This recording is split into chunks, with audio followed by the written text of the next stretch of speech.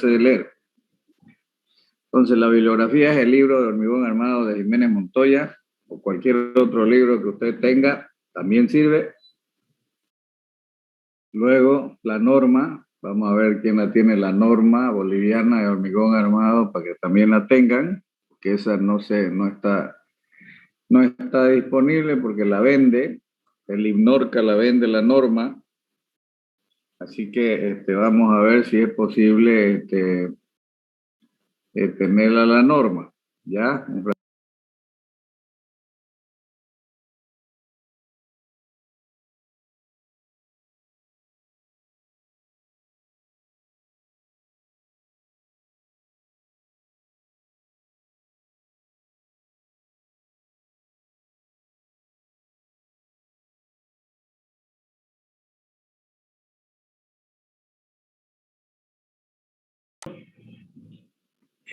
¿Cómo vamos a hacer el sistema de calificación? Ahora vamos a hacer los trabajos prácticos, lo vamos a enviar directamente a Adrián, al correo de Adrián, mandamos los trabajos prácticos y hacemos la carpeta. Usted al hacer el trabajo práctico y despachárselo a Adrián, prácticamente va teniendo la carpeta de trabajo práctico para presentarla al final, completamente toda la carpeta. Para mesa examinadora también la carpeta. Vamos a tomar unos 4 exámenes parciales, 4 exámenes o 3 exámenes, entre 3 y 4 de repente, si nos da el tiempo. Exámenes presenciales. Y vamos a intentar ver si nos partimos en 2 para ver si nos podemos hacer algunas clases presenciales, mitad del curso y mitad del curso. Estoy en averiguaciones en la dirección de carrera para ver si eso es posible. Como somos muchos, entonces no entramos en un aula, entonces hacemos mitad y mitad. ¿De acuerdo? Eso es lo que vamos a hacer con el desarrollo del curso. Como ustedes ven, esta materia es eminentemente práctica. Práctica, hay que hacer ejercicio. Es práctica. En la obra todo es trabajo práctico. En la obra todo es trabajo práctico. Todo es cálculo, todo es plano, detalles. Entonces usted familiarícese con esas cosas para que vaya, digamos, tomándole el gusto, para que el día de mañana no se sorprenda. Y mejore el dibujo, mejore la letra, mejore el dibujo. Se califica la presentación. Se califica la presentación. Por lo tanto, mejore el dibujo usted, mejore el dominio de las escalas. Entonces, el sistema siempre usamos para los trabajos prácticos, el papel bond. Usamos papel bond tamaño carta, todo, ahora tamaño carta. Y el examen también con papel bond tamaño carta. De esa manera vamos a desarrollar el curso. Bueno, ¿qué es lo que vamos a aprender? ¿Qué es lo que tiene que saber usted al final del curso? Primero, aquí vamos a ir a la par, dando algunas lecturas para que usted recuerde o desempolve lo que ha hecho en laboratorio. Lo que ha hecho en laboratorio es muy importante. Ese es el soporte que tiene el material guión simple. Ese es el soporte que tiene para confirmar los cálculos. Ya que no se puede confirmar un elemento estructural en obra, salvo que hagamos nosotros una prueba de carga, que es muy cara hacerla y que se justifica en casos, digamos, extremos. Salvo que hagamos eso, nosotros nos apoyamos mucho en el laboratorio. Por lo tanto, tengo que saber todo lo del laboratorio. que ustedes ya lo han hecho, ya lo han visto, pero que de repente no le han dado la importancia real a ese trabajo. Entonces, aquí a la par tenemos que ir nosotros recordando esas cosas y con ayuda del libro, con ayuda de los apuntes que tengan ustedes, pues salir. Entonces, me refiero a que en el libro de Jiménez Montoya, el capítulo 1, habla solo del cemento. Bueno, todos ustedes tienen que saber perfectamente qué es el cemento, de dónde se obtiene el cemento, cuál es la composición química del cemento, cuántos tipos de cementos se producen en el mundo, cuántos cementos se manejan aquí en nuestro medio, cuál es la resistencia del cemento, qué ensayos de laboratorio se le hacen al cemento, qué ensayo. Eso está en el libro. Eso lo han visto ustedes cuando han hecho laboratorio. Si preguntamos en este momento, por ejemplo, ¿alguien se acuerda qué ensayos se le hacen al cemento en laboratorio? ¿Qué ensayos se le hacen? Consistencia. ¿Para qué se hace el ensayo de consistencia? ¿Cómo se hace el ensayo de consistencia? Para determinar en qué tiempo fragua el cemento. ¿Pero eso es consistencia? ¿A eso se llama consistencia? Creo que no se llama ensayo de consistencia. ¿No ves? Sí, tenemos que saber cuánto es el tiempo de fraguado. ¿Y para qué se determina el tiempo de fraguado? ¿Para qué se determina el tiempo de fraguado?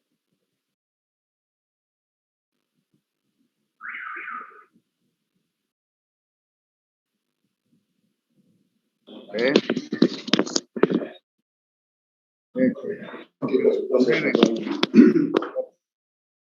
Responder en el acto, responder en el acto. Todos esos conceptos tienen que estar firmes. Yo no tengo que tener dudas. Técnico superior en construcciones civiles es un experto en la construcción. Es una persona experta, una persona que se mueve fácilmente en una obra porque maneja la tecnología. Entonces, pero si el cemento, que es el material número uno en la obra, no lo conoce mi experto, no conoce el cemento, entonces se cae todo el título se cae. Entonces usted tiene que preocuparse de eso. Tiene que preocuparse, entonces es la oportunidad de leer el primer capítulo bien. Y entonces la pregunta es, ¿cómo se obtiene el cemento? ¿Cómo se fabrica el cemento? ¿De dónde viene el cemento? Perfecto. La segunda pregunta es, mirando el cemento, ¿qué es el cemento? ¿De qué está compuesto? Entonces, eso se refiere, como todas las cosas, a la composición química. La composición química. Porque todo material que está sobre la Tierra responde a una combinación de elementos naturales que están en la tabla periódica que estudiamos en química. Así como usted mira el agua, bebe el agua y dice, ¿qué es el agua? El agua es una reacción química de combinar dos moléculas de hidrógeno con una de oxígeno. Combinar dos moléculas de hidrógeno con una de oxígeno. Si usted dice al laboratorio de bioquímica, podemos nosotros ver que realmente se obtiene agua combinando dos moléculas de hidrógeno con una de oxígeno. Usted va a ver que sí, que si se combinan dos moléculas de hidrógeno con una de oxígeno, eso es agua. El hidrógeno está en la tabla periódica y el oxígeno está en la tabla periódica. Combinación de los elementos químicos de la tabla periódica. El cemento no escapa a eso. Usted tiene que saber cuál es la composición química del cemento. ¿Cuáles son los elementos químicos principales que forman parte del cemento? Lo tiene que saber y no olvidarse más. O sea que lo tiene que entender. Cuando usted haga eso, eso automáticamente lo va a guardar. O sea que al leer el capítulo 1, trate usted de detenerse y buscar la forma de entender lo que está leyendo. Y lo que no entienda, lo anota para que después lo discutamos. Lo que no entienda, lo anota para que después lo discutamos o te consulta. Entonces, yo cada clase pregunto, ¿hay alguna consulta? ¿Eso qué significa? Que yo pregunto, si usted ha leído y hay algunos conceptos que no lo entiende, pues tiene ganas de preguntarlo, entonces lo pregunta. Y aquí lo explicamos para que usted lo entienda. Cuando usted entiende algo, esa es la condición que nos impone la naturaleza para que lo guardemos en nuestra memoria. Nuestra memoria guarda lo que entendemos. Lo que no entendemos no lo guarda, lo rechaza. Y si usted insiste, tiene que hacer más esfuerzo para aprenderlo de memoria. Y cuando lo aprende de memoria, también nuestro cerebro lo guarda en otro campo que es la memoria temporal. Después de un tiempo corto, se va a volver a olvidar. La única forma que usted guarde algo en su memoria y no se olvide más es cuando usted lo entiende. Si no entiende, no queda guardado. ¿A qué viene eso? Que cuando usted salga profesional, en la calle lo van a contratar para que usted le venda conocimiento, lo que usted tiene en la cabeza y lo que usted puede producir con esos conocimientos. No lo van a contratar por el título, lo van a contratar por los conocimientos. Usted vende conocimiento, nada más. No lleva nada, la universidad no te da nada, el título te da. No te da nada para que te lleves para vender, solo lo que usted lleva en la cabeza. Y para tener los conocimientos en la cabeza, necesito yo tomar ese cuidado de que cada tema lo tengo que entender. Cuando usted lo entienda, guarda. Así que usted ensáyese. Deje el teléfono a un lado, que el teléfono es secundario, salvo que usted esté trabajando y que ahí entonces tiene que buscar espacio para estudiar, porque si es trabajo, tiene que atender su trabajo. Si no fuera eso, si es un estudiante a tiempo completo que solo está para estudiar, entonces concéntrese y para concentrarse tengo que atender una sola cosa, leer el libro. Si usted quiere leer y atender su teléfono, pierde el tiempo. Mejor haga uno primero y después el otro. No se puede hacer las dos cosas. Entonces, lee el capítulo y si usted entiende, deténgase un momento y diga, sí, esto es así, y conéctelo con algo. Conéctelo con alguna realidad, con algo que ha visto, con el laboratorio, conéctelo para que confirme lo que está leyendo. Si no lo entiende, léalo de nuevo, léalo 3 veces y si no, lo anota para preguntar. Esa es la forma de aprender. ¿Qué es lo que usted tiene que hacer en esta materia? Aprender hormigón armado. Entonces, si no sé, por ejemplo, pregunto yo, ¿cuántos tipos de cemento utilizamos en Santa Cruz? ¿Cuántos tipos de cemento? ¿Cuántos tipos de cemento utilizamos en Santa Cruz? ¿O tenemos disponible para hacer trabajo en Santa Cruz? ¿Alguien sabe?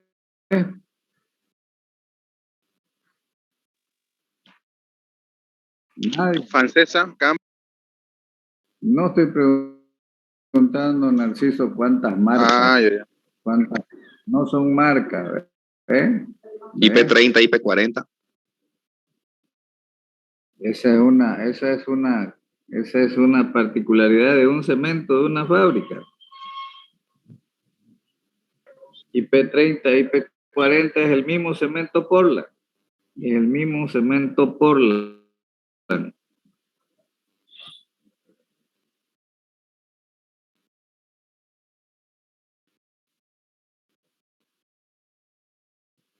¿Cuántos tipos de cemento? ¿Cuántos cementos han usado ustedes en el laboratorio para ensayar, para hacer cuántos tipos de cemento? El de francesa, ¿no? Claro, pero esa es la marca, Narciso. Esa es la marca.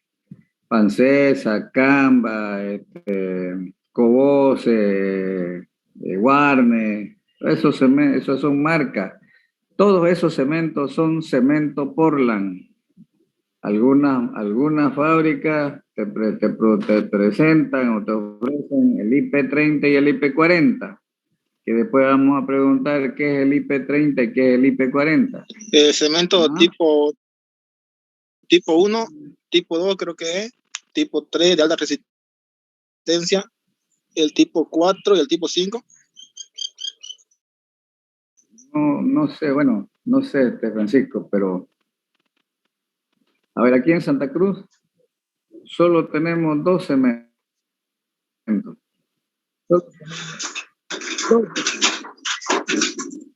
cemento Portland, que es el que utilizamos para todo, para albañilería, para hacer estructura de hormigón armado con el cemento Portland.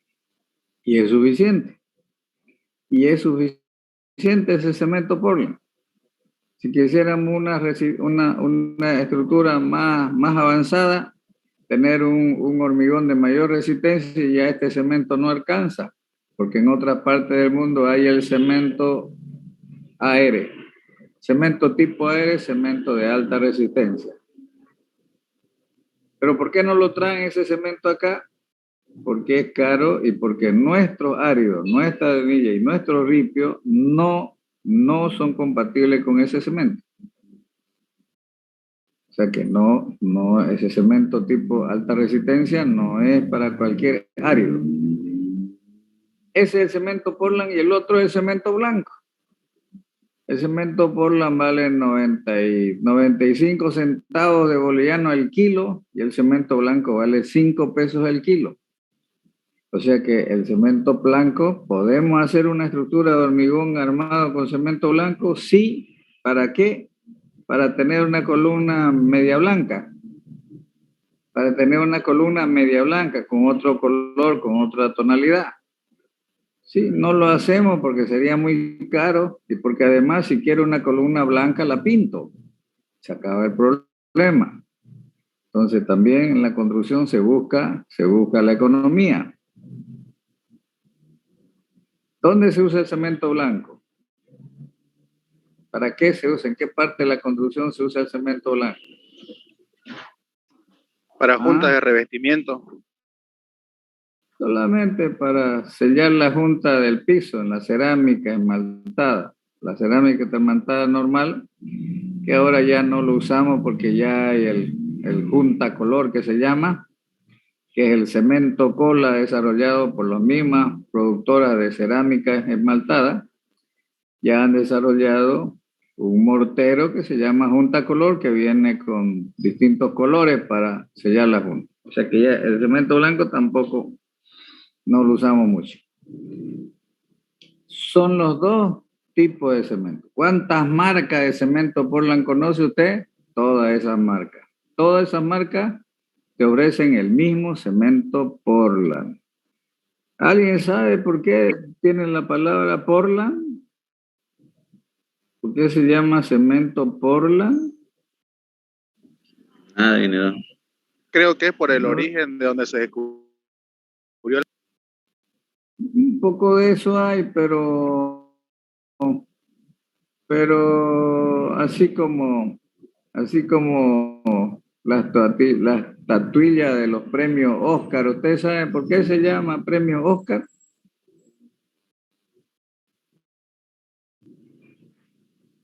tanto que leemos esta noche y nosotros nos instalamos a veces en la televisión a mirar la premiación a las mejores películas, mejores actores, le dan una estatuilla de premio Oscar. Pero nunca, digamos, nos preguntamos por qué se llama Oscar. Algunas marcas llevan el nombre del Puede ser, puede ser inventor. eso, en homenaje al inventor del material, digamos. Sí, algunas marcas llevan el inventor. Por ejemplo, los vehículos famosos Mercedes-Benz. La palabra Benz es el apellido del inventor de ese vehículo. La palabra Benz. Y el nombre Mercedes fue una condicionante del mayor vendedor que tenían ellos en Austria. Él le dijo, bueno, yo sigo vendiéndole si ustedes le ponen el nombre de mi hija a la marca. Todos los autos que vengan a Austria, que vengan con el nombre Mercedes-Benz. Y la Mercedes le aceptó. Y fue tan exitoso el nombre que lo adoptó para todo el mundo. Y ahí viene la palabra Mercedes. Por una condicionante de un vendedor.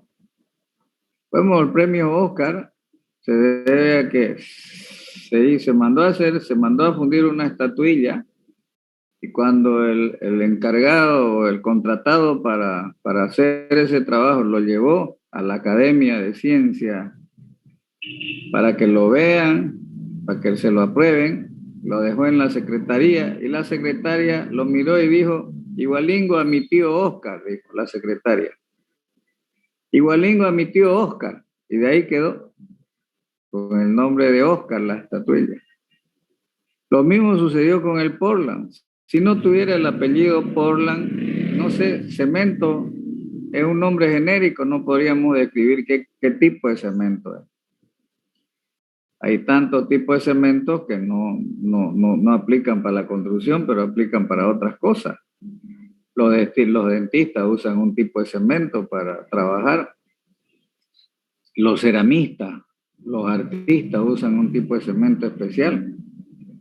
Pero el Portland viene justamente de que en Inglaterra cuando lo presentaron, ya el cemento hecho allá, cuya patente es francesa, la gente dijo, igual que del mismo color de Portland, dijo, Portland es una roca que está en Portland. Si ustedes se meten a Inglaterra hay un pueblito que es Portland.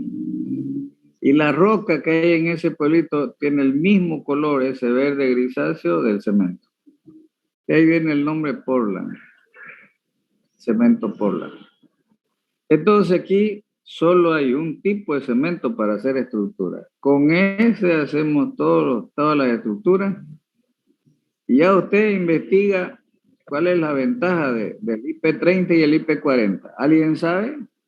¿Alguien tiene alguna especificación del fabricante? ¿Qué es? ¿Para qué aplicación el IP30 y el IP40?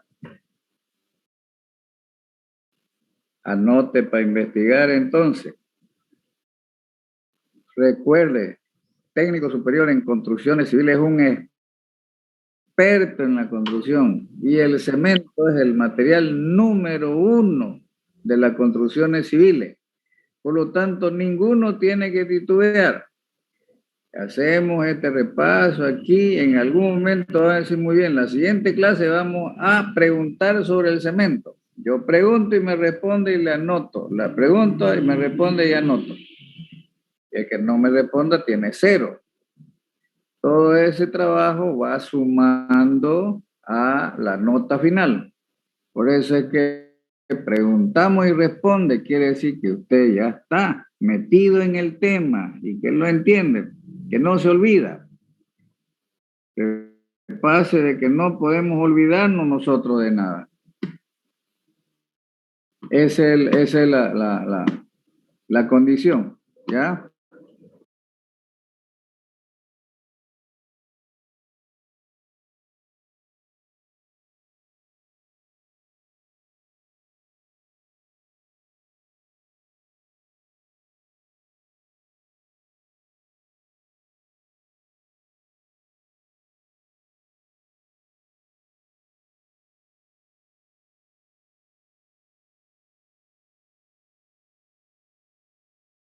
Entonces, es muy importante, decíamos el primer capítulo, ahora sí lo vamos a estudiar bien para responder todas las preguntas. Yo he pasado una pregunta. Por ejemplo, hablamos del tiempo de fraguado, cuál es la máquina con que se mide el tiempo de fraguado, cuál es la importancia del tiempo de fraguado y qué relación tiene con algún ensayo. Por ejemplo, anote usted ver si se hace ensayo para determinar el módulo granulométrico del cemento.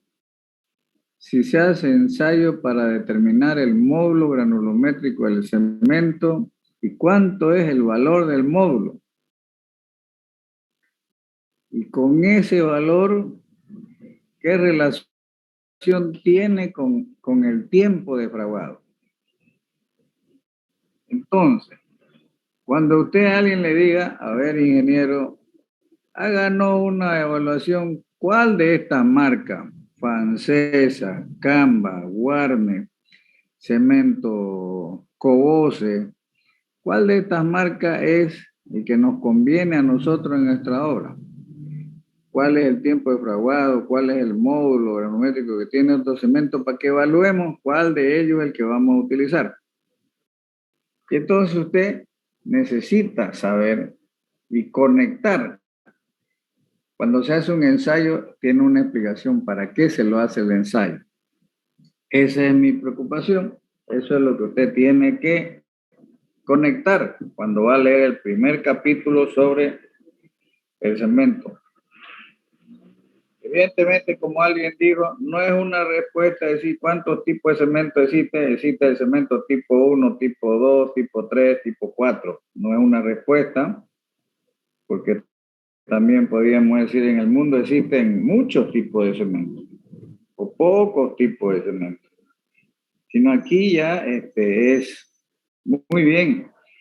A nivel de Santa Cruz solamente tenemos un cemento, que por ahora, como las obras que hacemos son solamente casa, edificio, ¿qué más hacemos? Hacemos algunos prefabricados como viguetas pretensadas, como tubos para alcantarillado, como postes para la CRE, hacemos pilotes, cabezales, puentes, que no son más que vigas y tableras. Entonces, todos esos elementos estructurales se encajan perfectamente con el cemento Portland que tenemos. Pero si quisiéramos hacer alguna otra obra diferente, como por ejemplo se hizo la represa de Comarapa, que es una represa de gravedad, es un dique de gravedad hecho de cemento, hecho de hormigón simple, no armado. Entonces ahí ya no se pudo usar el cemento Portland. Ahí no se puede usar ese cemento, porque el cemento Portland en la composición química con el agua produce mucho calor. Mucho calor. Y al producir mucho calor, ese calor provoca en la estructura un tema de retracciones y contracciones. O sea, lo calienta y lo dilata y después lo contrae, y ese proceso hace que quede fisurado ya la estructura. Entonces, ese tipo de obra ya no se puede hacer con este cemento porque produce mucha temperatura, había que utilizar otro cemento. Las obras que están en el mar no se pueden hacer con cemento Portland como el nuestro, se tienen que utilizar otro cemento resistente al agua de mar, resistente a los sulfatos. Ustedes han visto que ahora, hace más de un mes, que se cayó un edificio en Estados Unidos después de 40 años de servicio, y se está investigando si el cemento que tenían los pilotes, los cabezales, las losas, y toda la infraestructura, todo lo que sea las fundaciones, fue hecha de acuerdo a normas, con el cemento resistente a la sal, al agua de mar, con el cemento resistente a los sulfatos, para ver si realmente esa no fue la causa para que se hayan deteriorado las fundaciones. Entonces tenemos cementos resistentes al agua, tenemos cementos que desarrollan poco calor para hacer hormigón en masa y tenemos cemento aluminoso. Todos esos cementos están en el capítulo 1 para poder conocerlos. Y en el mundo, en los países donde están más avanzados, todos esos cementos se encuentran en el mercado local para su utilización. Y también el libro te va a presentar una tabla donde te da una guía de los cementos, digamos, dónde lo puede aplicar. Hay unos, en función al tipo de cemento, pues le recomienda en qué tipo de obra lo tiene que utilizar. ¿Cuáles son las limitaciones? No indicado para tales cosas. ¿Qué precauciones tiene que tomar, por ejemplo, en el almacenamiento? Hay cemento que no lo puede usted guardar más de 3 meses porque prácticamente el cemento ya no sirve y en una fiscalización te lo van a rechazar si tiene más de 3 meses de estar en depósito. Entonces, todas esas características tienen los cementos en las diferentes calidades de cemento. Ese es el primer capítulo. Lo leo con toda tranquilidad, lo releo, razono, guardo. Al leer y entender, automáticamente queda guardado en mí. Luego me hago algunas preguntas si conozco o no conozco. Si con lo que he leído está correcto, digamos, lo que yo veo, lo que sé, lo que he visto en laboratorio y lo que hasta ahora puedo ver. Luego el capítulo 2 habla sobre los áridos, sobre la arenilla y el ripio. Entonces aquí también, casi como el cemento, tengo que buscar cuáles son las piedras, cuáles son las mejores piedras, qué composición química preponderante tienen las piedras que me dan el mejor hormigón, la mejor mezcla. Para usar en la dosificación, cuáles son las piedras que se pueden utilizar como árido y cuáles no. Clarito, todas las piedras bueno, se utiliza ripio. Y el ripio lo podemos sacar de donde haya ripio, lo sacamos. No, en algunos lugares ese ripio no sirve. Mejor dicho, sirve, pero no se debe usar. ¿Por qué? Porque la columna vertebral de la resistencia del hormigón simple es el ripio. La columna vertebral de la resistencia del hormigón simple es el ripio. Si el ripio es de mala calidad, el cemento también, el hormigón también va a resultar de mala calidad. Entonces, tiene usted que saber con nombres perfectos cuáles son las piedras. Y el nombre de la piedra dice que son áridos, por ejemplo, que tengan una composición preponderante de sílice. La arenilla, por ejemplo, con la composición es la sílice. Y la sílice es un elemento de la tabla periódica. Y el cuarzo. Entonces hay que ver cuáles son los elementos que debe conformar el árido para que ese sea utilizado como el de mejor calidad. Por ejemplo, en algunos países pregunto yo, ¿cuánto es la resistencia que alcanzamos con nuestros ripios y nuestros hormigones acá? ¿Cuál es la resistencia del hormigón simple que podemos alcanzar? ¿Alguien sabe? ¿Hasta qué resistencia de hormigón podemos nosotros dosificar?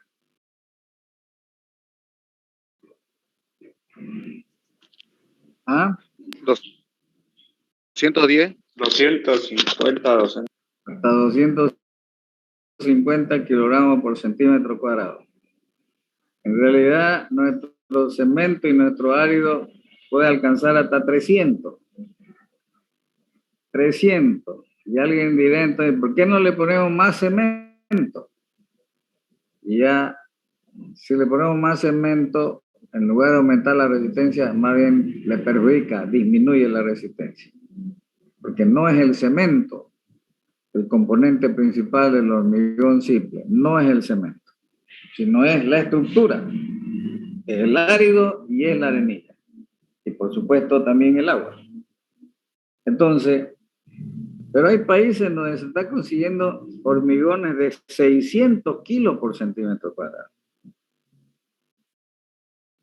600 kilos, entonces, por ejemplo, utilizando piedra volcánica, piedra que se saca de la falda de los volcanes que han erupcionado a años, se explota ahí la piedra esa, que es hierro, esa piedra es hierro, y con ese ripio se consiguen esos hormigones.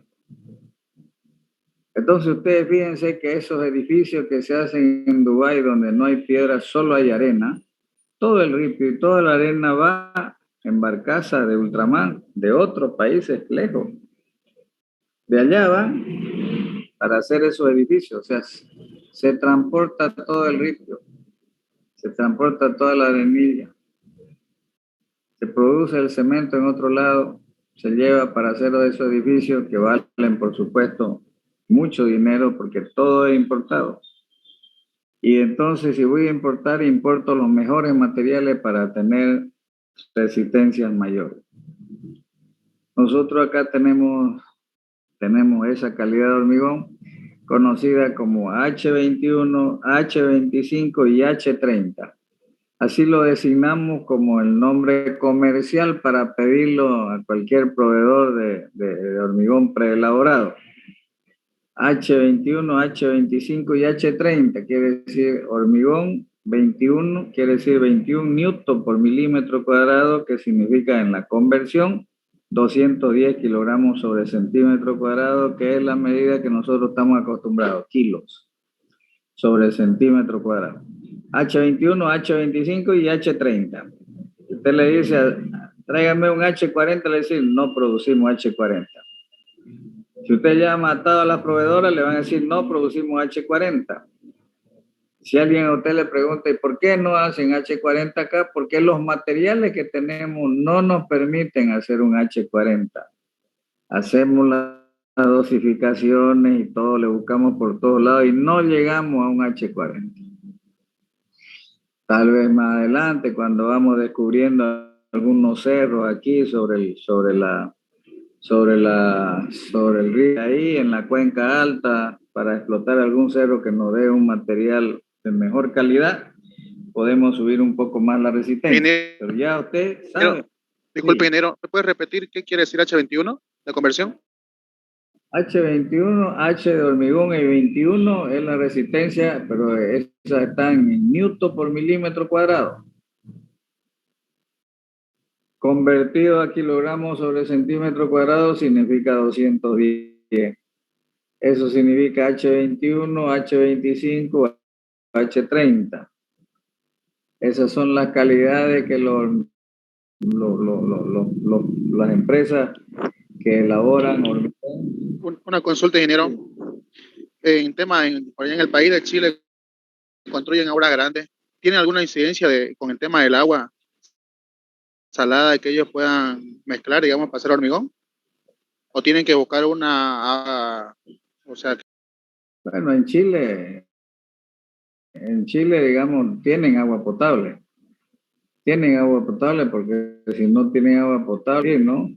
Entonces, con esa agua potable es, digamos, la ideal para hacer el hormigón. Y el agua salada se puede utilizar con un cemento especial. Se puede utilizar con un cemento especial y en algunas obras portuarias sí se utiliza el agua de mar con un cemento especial. Si ya el cemento Portland no sirve. Y en Chile deben usar el cemento resistente al agua de mar. Seguramente que hay más cemento que aquí. Aquí solo tenemos uno, el cemento Portland. No tenemos otro. Entonces, esa es la diferencia. Por eso es que hay varios tipos de cemento. Los cementos es como el acero. La base para modificar un cemento es la base del cemento Portland. Entonces, sobre el cemento Portland le aumentamos, por ejemplo, le aumentamos la escoria de los altos hornos de fundición del acero. El cemento Portland lo podemos mezclar con otros materiales para obtener otros cementos especiales.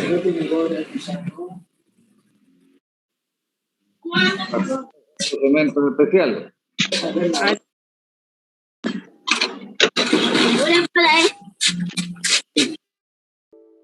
Por ejemplo, el cemento Portland lo podemos mezclar con la escoria de alto horno. La escoria de alto horno de fundición del acero. Esa escoria se la muele al mismo módulo de finura del cemento y se la mezcla antes de meterlo, digamos, en la última fase de la cocción del horno para que se integre y aparece entonces un cemento de alto horno. Entonces, se lo mezcla el cemento Portland, por ejemplo, con puzzolana, una piedra especial que hay en algunos países de puzzolana. Aquí también nosotros tenemos esa piedra y de ahí nace el cemento IP30 y el IP40 que ustedes van a investigar. Tiene puzzolana, ¿ya? Se le pone un 5% máximo de la mezcla de la puzzolana, entonces modifica sus propiedades del cemento Portland. Entonces esas se la mezcla, por ejemplo, con también hasta un 5%. El humo de sílice tiene una mejor performance que la puzzolana. Que si son aditivos que se utilizan en base a piedra, en base a escoria, en base a puzzolana, que se la inyecta en el horno, en la fase, digamos, de cocción, y entonces se integran con el clinker y producen un cemento especial. Eso es lo que usted va a encontrar en el capítulo 1. Nosotros aquí solamente tenemos una sola calidad de cemento. Bueno, en el capítulo 2 vamos a ver todo lo que son los áridos. Pregunto, por ejemplo, ¿qué ensayos se le hacen a los áridos? ¿Qué ensayos se hacen a los áridos? ¿Qué ensayos de laboratorio han hecho? Granulometría, ingeniero. Y la máquina de Los Ángeles. La granulometría, ¿para qué se hace la granulometría? Para seleccionar los tamaños para definir el tamaño máximo que se va a ocupar en la obra. Está bien, y además, ¿cuál es la máquina de Los Ángeles? No, ¿cuál es el control que se tiene con los áridos al hacer granulometría? ¿Cómo sabe usted que un árido que una mezcla de ripio, digamos, que va a utilizar usted en una dosificación está con una buena granulometría? ¿Cómo sabe usted? ¿Cómo se sabe que esa granulometría es correcta para un hormigón? ¿Y cómo puede saber usted que hay que corregirla? Hay que corregirla, hay que mezclar unos áridos que tengan de 3/4 porque tiene mucho de 2 pulgadas, alguna cosa. ¿Cómo hace usted para hacer eso? ¿Cómo sabe?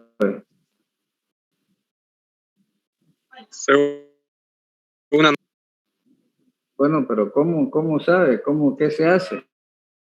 Usted tiene una granometría, tiene los valores, los porcentajes que se retienen y los porcentajes que pasan. ¿Qué hace? Nada. Ve que necesito yo fijar bien. ¿Para qué me sirve un ensayo? ¿Para qué lo voy a utilizar?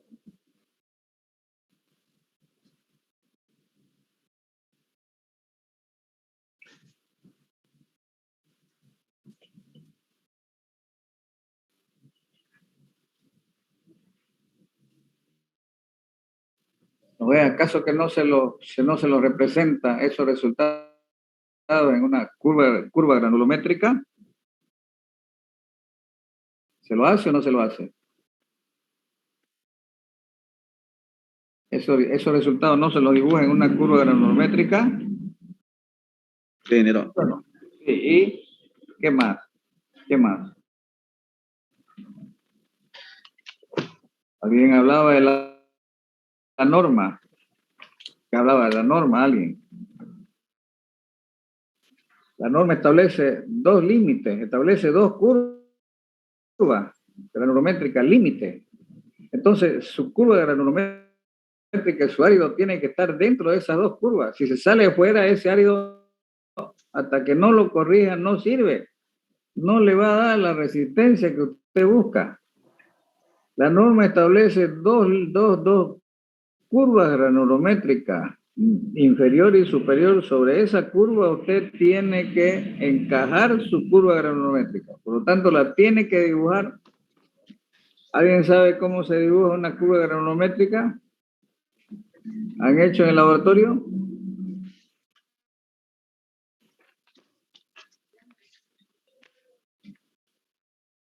¿La han hecho? ¿La tienen? ¿Tienen acá, no tienen acaso ustedes de la norma de la ACI, el formato donde están las dos curvas límites y donde yo trazo mi curva para ver si cae dentro de esos rangos? Para eso sirve la granulometría. Para eso sirve hacer granulometría. No es por jugar con las piedras ahí y anotar unos valores en una planilla y se terminó el problema. Eso es lo que se hace ahí en el campo. Y luego se va usted a su escritorio y esos valores los procesa y saca un veredicto, saca un informe, un resultado. ¿Qué le ha procesado? Pues lo ha representado, esos valores que usted ha medido en la tamización, lo ha representado en una curva granulométrica y ya ha sacado su conclusión. Para eso se hace. Pero ustedes, por ejemplo, no saben que se hace una curva granulométrica y cómo se la traza. Entonces, anote que tengo que revisar, tengo que empalmar, tengo que acordarme de nuevo. Luego, ¿qué más se utiliza? Cuando estoy haciendo dosificación, según la norma ACI, por ejemplo, ¿qué datos necesito para usar todos los ábacos de la norma ACI? ¿Qué datos necesito para hacer una dosificación?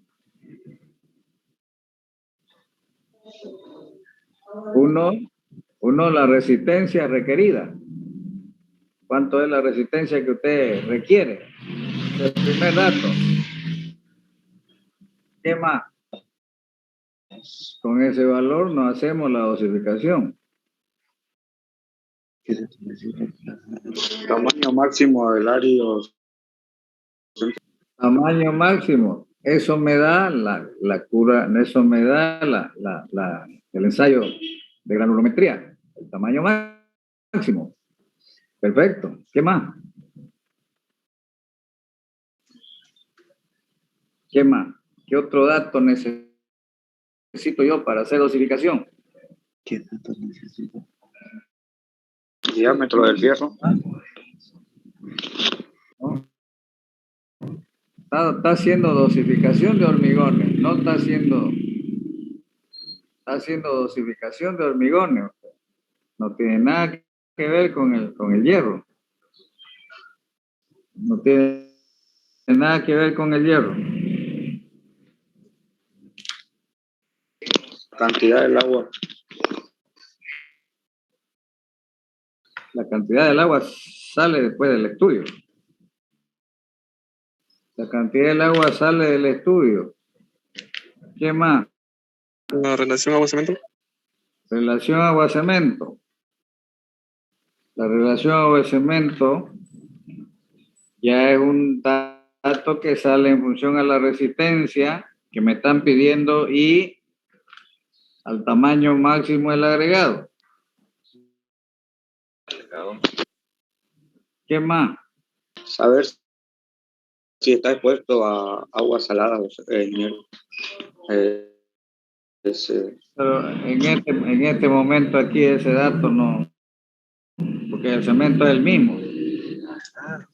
Aquí eso lo resolvemos con recubrimiento. Aquí lo resolvemos con recubrimiento. Ese dato es el único. Con esos dos datos, digamos, podemos hacer dosificación de hormigones. ¿Ah?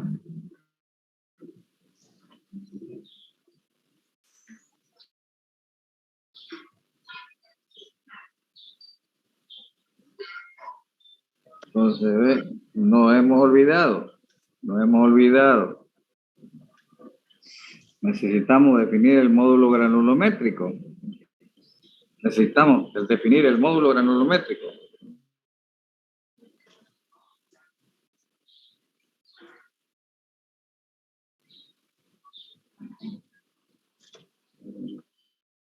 Con el módulo granulométrico podemos nosotros y el tamaño, con el tamaño máximo podemos ver qué cantidad de cemento nos va a requerir esa dosificación. Esa tabla está en la ACI.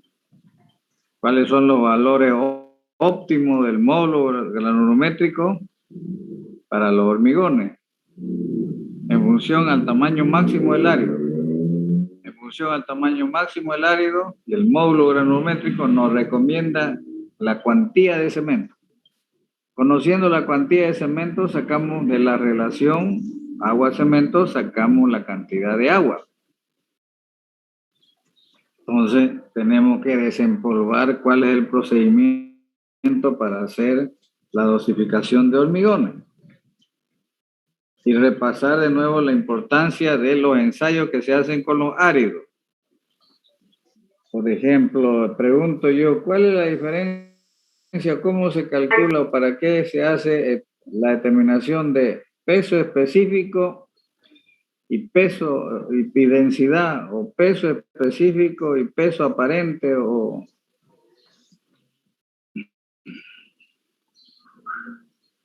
¿cuál es el peso específico del cemento?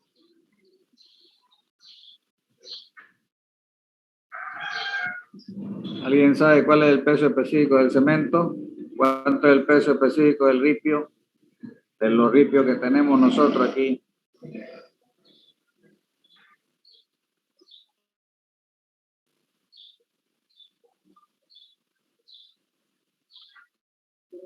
¿Nada?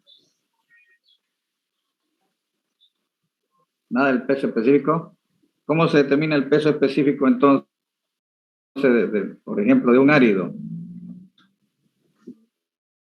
¿Cómo se determina la densidad?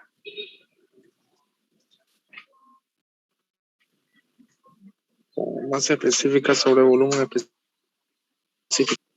Peso específico sobre volumen específico. Masa sobre volumen. ¿Ah? Quiero determinar el peso específico del árido, perdón, del ripio. ¿Qué hago? ¿Qué hago? ¿Qué hago? ¿Cómo determino el peso específico del árido? Masa sobre volumen. Masa sobre volumen. Pero no me da eso. Bueno, masa sobre volumen. ¿Cómo determinar la masa?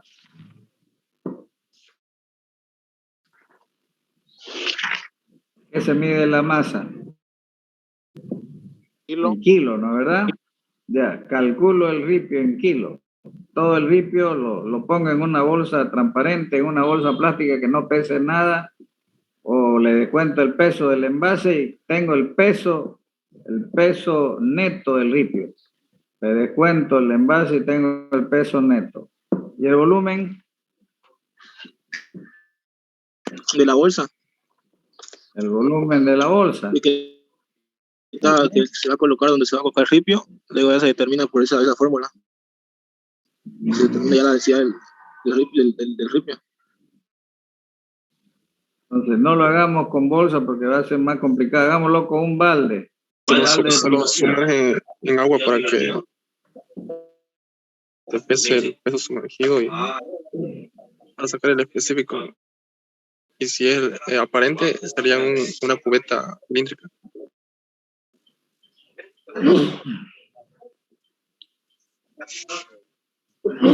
Entonces, tome nota.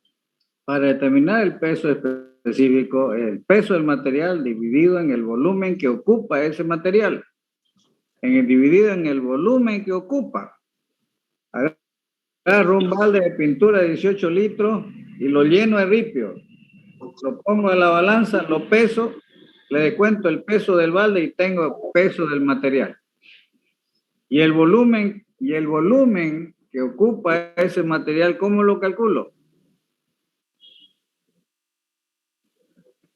Porque es el peso sobre el volumen real, el volumen que ocupa ese material.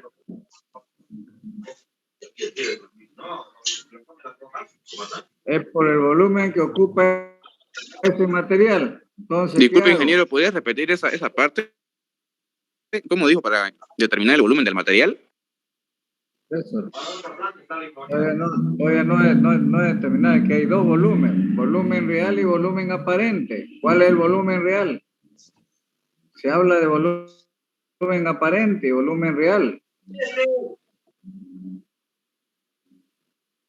Sí. El peso específico es igual a la relación entre el peso del material dividido en el volumen real. El volumen real es El el volumen real no es lo del recipiente. Ese es el volumen aparente. Ese es el volumen aparente. Ese para determinar la densidad. Real es sin los poros que pueda tener el material. Sin los poros, correcto, sin los poros.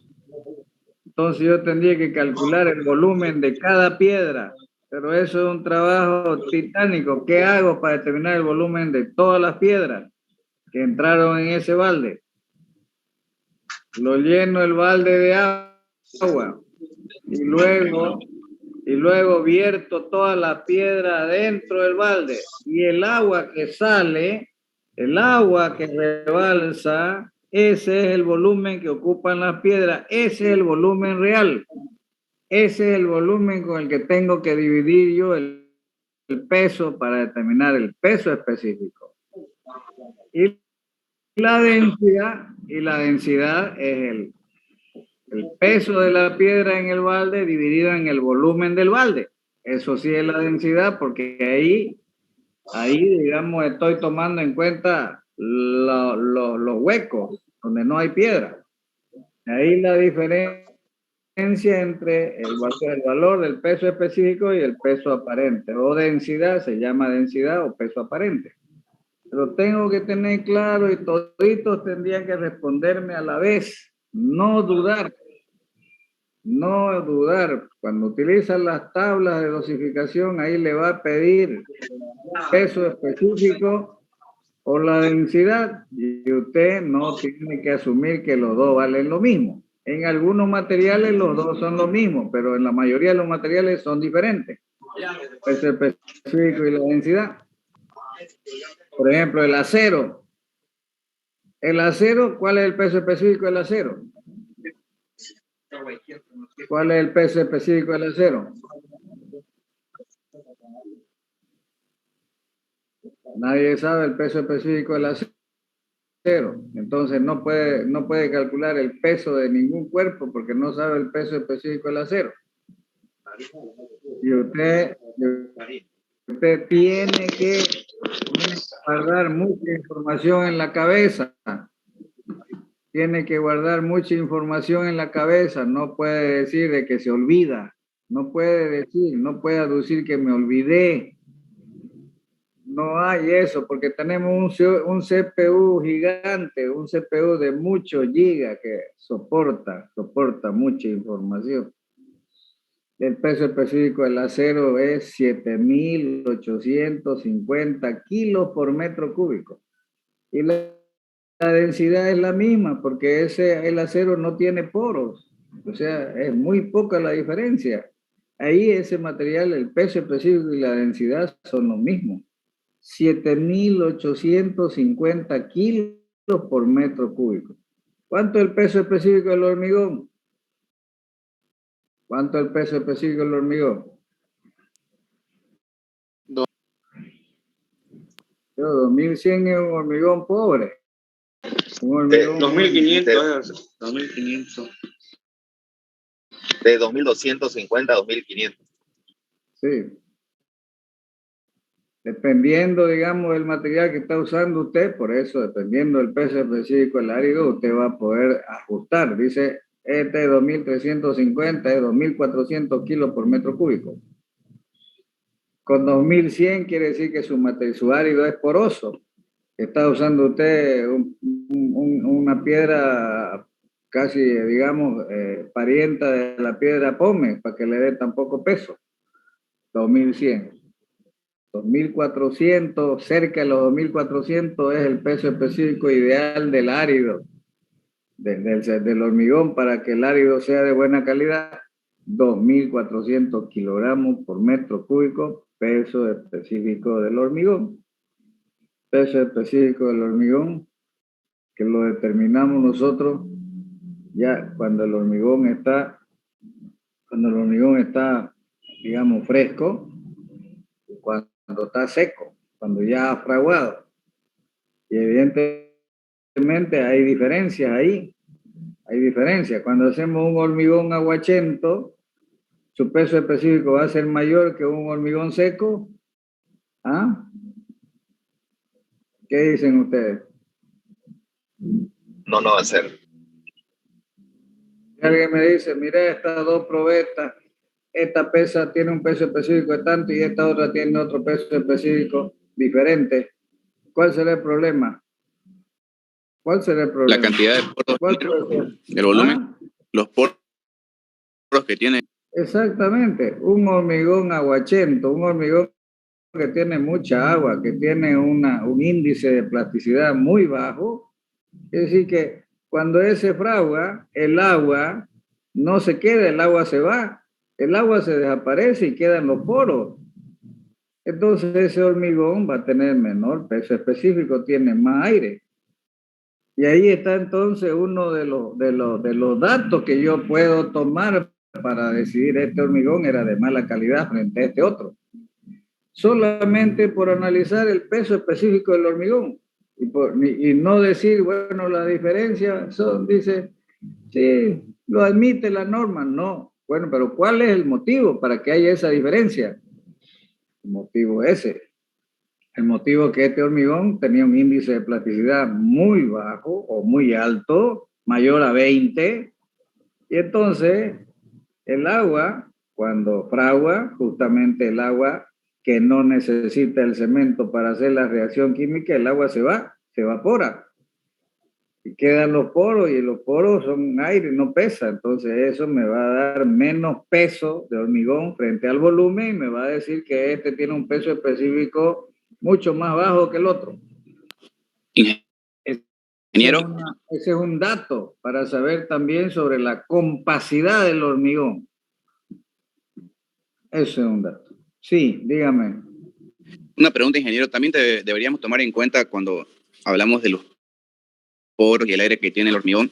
El hormigón creo que siempre lleva el 1.5% de aire incorporado, ¿verdad?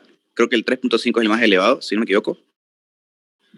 El hormigón va a llevar aire incorporado cuando usted le ponga el aditivo. El aditivo no es que el aire incorporado hace poros, sino que lo que hace es, el aditivo hace unas moléculas de aire microscópicas, no poros, sino moléculas microscópicas de aire. Por ejemplo, para hacer el hormigón más resistente al frío, para hacerlo más resistente al frío, porque esas partículas, esas moléculas de aire hacen que, digamos, no se congele completamente el hormigón. Esas moléculas hacen de conexión entre árido y árido para que no se parta. Entonces, se recomienda en lugares de muy baja temperatura por incluirle un porcentaje que no pasa el 5% de aire incorporado, pero eso es, ese aire incorporado es un aditivo que se mezcla con el agua. Entonces, ese aire es un aire molecular. Los otros son poros, y estos poros están en función al índice de plasticidad y a la compacidad, al proceso de vibrado, que fue insuficiente el vibrado o que tuvo mucha agua, y por eso, digamos, el hormigón salió poroso. Son dos cosas diferentes. Aire incorporado no es meterle poros, sino aire incorporado es ponerle aire, es poner aire en moléculas del agua. Por eso el aditivo es un líquido que se mezcla con el agua para preparar el hormigón. ¿De acuerdo? Está bien. Ese es el aire incorporado. Entonces, es importante leer el capítulo 2. Es muy bonito leer el capítulo 2 y enterarse de todo esto y es decir, conectar con lo que ya he estudiado para ver realmente que me faltaba entender esto. Ahora lo entiendo muy bien. O sea, interesarse porque usted es especialista en construcciones, especialista. Sabe entonces las características, las propiedades, las especificaciones de los materiales. Y el cemento es vital porque es parte del material que más se utiliza en la construcción, que es el hormigón. ¿Por qué algunas personas también confunden? Los arquitectos dicen cuando se dice hormigón simple. ¿Qué le diría a usted a alguien que dice hay que hacer un hormigón simple? ¿Cuál es la diferencia en hormigón simple y hormigón pobre? ¿Ah? Hormigón simple no tiene acero. Sí, correcto. Hormigón pobre no tiene mucho cemento, ingeniero. Eso es lo que no entiende la gente. Cuando dice hormigón simple, quiere decir, cree que es un hormigón que tiene poco cemento. Y decir hormigón simple es solamente para hacer la diferencia entre hormigón simple y hormigón armado. Hablamos de hormigón simple y estamos hablando de un hormigón estructural, de un H21, de un H25, de un H30, ese hormigón simple, que si yo lo incluyo en armadura, se constituye en hormigón armado. Y la única diferencia en que yo tenga un hormigón de menor cuantía de cemento que no sea estructural es decir hormigón pobre. El hormigón pobre, cuando especifique y digo hormigón pobre, es un hormigón para hacer un contrapiso de trabajo, para poner bien la armadura, para que no esté metida en la tierra, en el barro. Hacemos hormigón pobre. Y de hecho, todas las fundaciones que llevan armadura para poder separar la armadura del suelo de la tierra es mediante el vaciado de un contrapiso con hormigón pobre. Pero cuando hablamos de hormigón simple, siempre va a ser un hormigón estructural. Siempre va a ser un hormigón estructural y va a depender del destino de ese elemento. Por decir, no, yo podría decir, no es lo mismo hacer un hormigón simple para una viga cadena que hacer un hormigón simple para una viga de entrepiso. Puedo tener ahí un hormigón en la viga cadena de menor cuantía de cemento porque esa es una viga de amarre. No es lo mismo que una viga de un entrepiso que va a recibir la descarga de una losa. Entonces, sí, ahí ese hormigón simple es un hormigón de mayor calidad. Entonces, no confundir la palabra de hormigón simple y asociarla que es un hormigón pues de muy baja calidad. No, hormigón simple ya es un hormigón estructural. Y para que no sea hormigón estructural, le decimos hormigón pobre. Una consulta, ingeniero. Nada más. Sí. He escuchado también, creo, también dicen hormigón corrido, ¿es correcto eso? No, no hay eso. Bueno, hormigón corrido no existe, se llama cimiento o sobrecimiento Ay, corrido. Cimiento, se llama cimiento corrido de hormigón ciclópeo, por ejemplo. Quiere decir que es un cimiento que va por todo el recorrido de los muros. Es la fundación de los muros. mm, El lo- sobrecimiento, el sobrecimiento es también un hormigón armado que va siguiendo todo el cimiento. Hormigón corrido no hay esa expresión. Hormigón simple, hormigón pobre y hormigón armado. ¿De acuerdo? todos los pavimentos son hormigón simple, entonces, ¿no? Todos los pavimentos son hormigón simple, por lo tanto son hormigones estructurales. Eso tiene que ser H25, porque no lleva armadura, los pavimentos no llevan armadura, no podemos decir hormigón armado, pavimento hormigón armado, salvo que usted le ponga armadura. Pero si no, es un hormigón simple, pero un hormigón simple ya es estructural. Entonces, hormigones son hormigones simples estructurales. Ingeniero, una pregunta. Cuando estaban haciendo el BTR, vi que tenían armadura cuando estaban haciendo el pavimento. Algunas losas, algunas partes entre un vaciado y otro le ponen unos pasadores. Sí, son pasadores que conectan la junta de una losa con otra, pero son pasadores para evitar justamente que ahí se produzca una rajadura. Sí, eso es una forma de articular un pavimento, digamos, entre una placa y otra cuando yo corto la junta completamente. Es decir, vacío y ahí en el extremo del vaciado, donde va a continuar otro vaciado, ahí dejo unos pasadores. Esos pasadores son, en un lado están empotrados en el hormigón y en el otro lado tienen una vaina que puede ser plástica o le ponen un poco de grasa para que no se adhiera con el hormigón, justamente para que tenga el espacio para dilatarse cuando el sol dilate la placa. Pero al conectarse con la otra placa, entonces, y al recibir una carga puntual ahí, cuando un camión se pare y junto coincida la rueda con esa junta, los dos placas trabajan simultáneamente, entonces no se produce ninguna rajadura ahí. Ingeniero, Es una forma de articular una placa con otra. esa pasador es un pasador de transmisión de carga, ¿se puede decir eso? Es un pasador, es un pasador de conexión. Eso funciona muy bien y eso se lo ve, por ejemplo, en las losetas.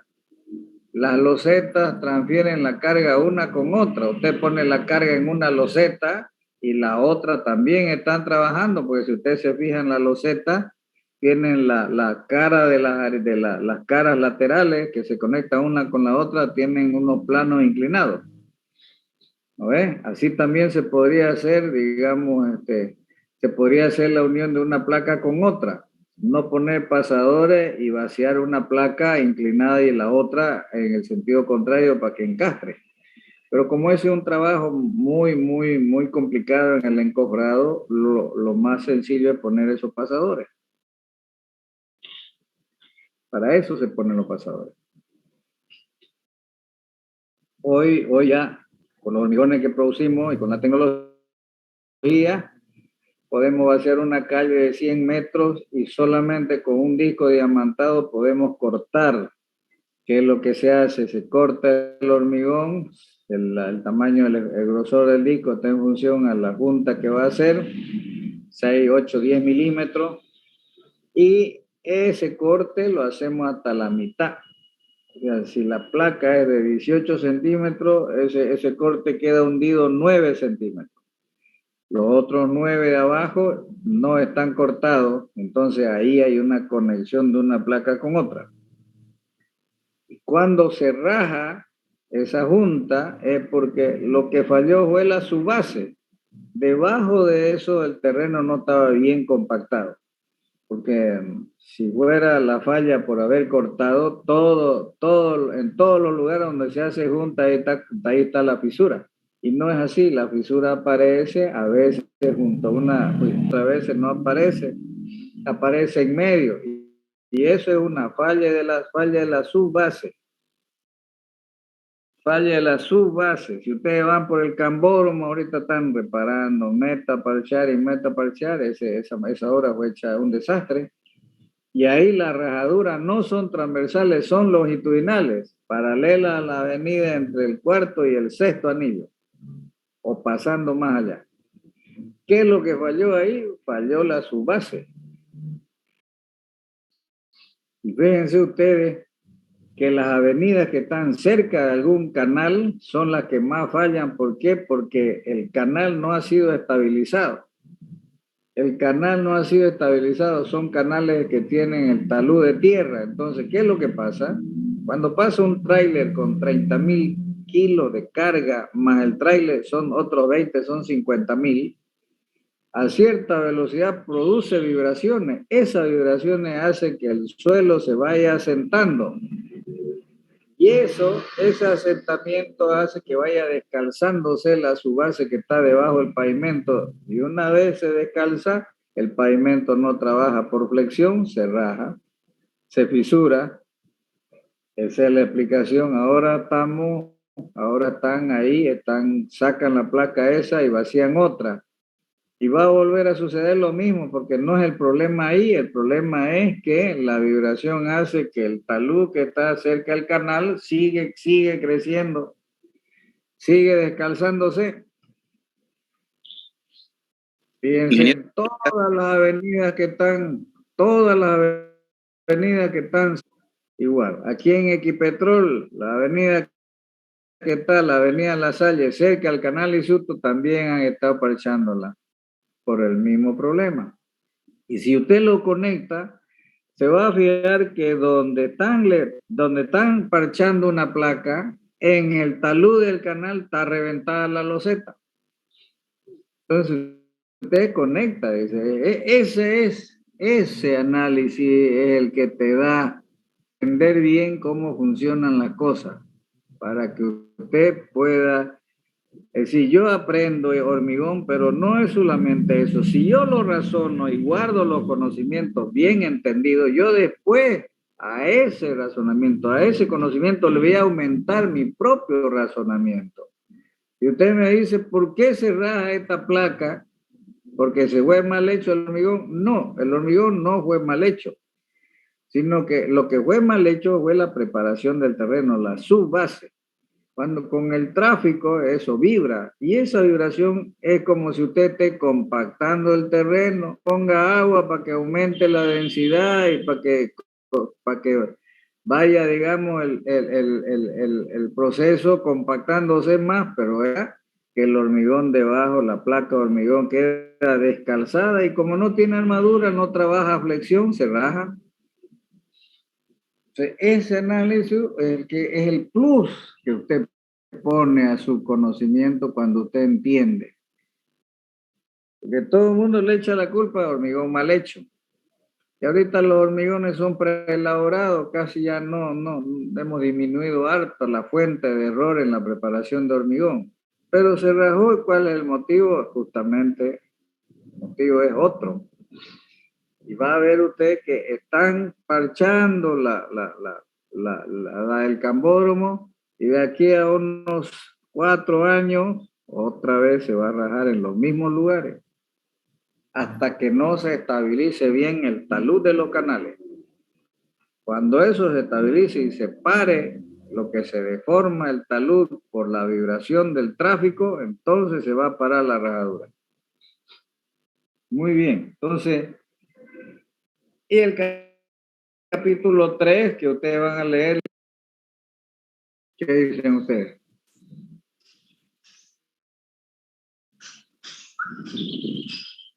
Nada. No tenemos esa existencia de materiales. ¿Por qué? No solo el acero y la madera, sino otro material, aluminio, todos aquellos materiales que sean homogéneos. Lo puedo calcular con la cátedra de resistencia de materiales. Todos aquellos materiales materiales homogéneos. ¿A qué le hemos llamado materiales homogéneos?